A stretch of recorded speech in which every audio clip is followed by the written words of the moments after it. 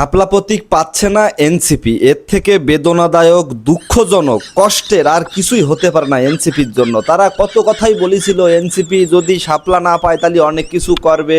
মানুষ বলতেছে যে এই শাপলা প্রতীকটা রাষ্ট্রের একটা সম্পদ, একটা জিনিস, একটা প্রতীক, কিন্তু এই প্রতীকটা তারা নেওয়ার জন্য কত কামড়া কামড়ি এ করবে ও করবে। এখন দেখার বিষয় যে আমাদের এনসিপির যে ভালো মানুষগুলো আছে তারা কি করতেছে, আদৌ কি আন্দোলন করবে নাকি, মানে ভালো মানুষ বলতে আমি বলতে চাচ্ছি হাসনাত বড়, তারপরে যারা যারা আছেন আর কি, আমি সবার নাম মনে রাখতে পারিনি।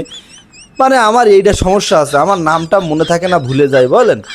তো এখন দেখা যাক শাপলা প্রতীক পায় না ওই হাঁড়ি পাতিল বেগুন ফেগুন পায়, এটাই হচ্ছে অপেক্ষা। এখন এনসিপি হচ্ছে সরকারের লোক, সরকার আমাদের যে আছে এখন তাদের সাথে ভালো সখ্যতা আছে, তারপরেও যদি এটা হয় তাহলে বুঝতে হবে যে এই দাবিটা আসলেই ভুলভাল দাবি। থ্যাংক ইউ সো মাচ, ভালো থাকিয়েন, ভিডিওটা ভালো লাগলে লাইক করিয়েন, কমেন্টস করলেও করতে পারেন আর শেয়ার করতে পারেন, কারণ আপনার কাছের অনেক মানুষই আমার ভিডিও দেখে না, ফলো করে দিয়ে না। আর ভিডিওটা যদি ইউটিউব থেকে দেখে থাকেন subscribe must. Till then take care, bye by.